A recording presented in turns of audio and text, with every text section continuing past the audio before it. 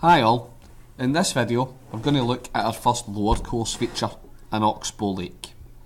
Now an oxbow lake is a small lake that forms as a river cuts off and abandons a section of an extremely large meander.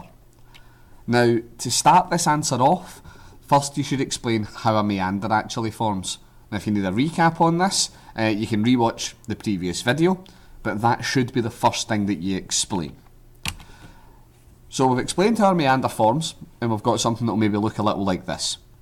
So as a meander grows, and it becomes more and more pronounced, so you can see here that this meander has went out like this, and it's actually swinging all the way around here, and then it kind of swings all the way back.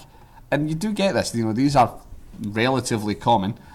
We're going to get a situation where two of the outside bends here and here are going to get closer and closer to one another, like this. And the gap between them gets narrowed more and more and more by erosion.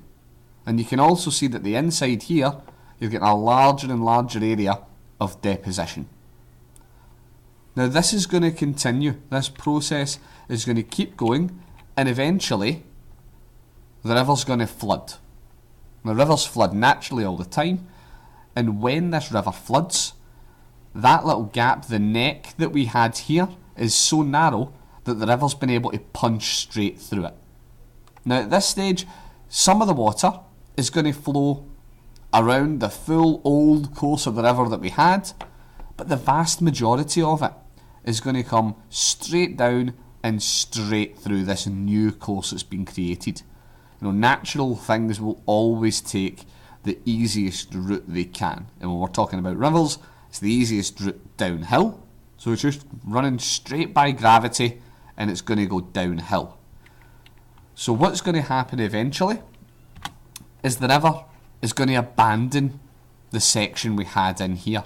It's going to stop flowing around that because it's just easier to flow straight down here. What that means is going to happen is we're going to have a lower volume of water going around this way, and that means we're going to see deposition occur. And as we get more and more deposition here, eventually this is going to sill up, and we're going to be left with this outside bend that we had in our original river course that's going to stay there is what we call an oxbow lake. Now this is a temporary feature. Oxbow lakes will vanish eventually. Eventually that's going to sill up as well. Just through pure evaporation, the water's going to evaporate out of this, and we're going to be left with nothing at all. So there's an oxbow lake. Now again, as with the other ones, this could well be an exam question. You need to be able to produce this with the diagrams in exam conditions, so make sure that you practice it. Also worth noting, this was the second last feature that we're going to be looking at. So in the next video, we're going to look at our last feature, and it's a kind of combination of two features when we're going to be looking at floodplains and levees. And I'll see you then.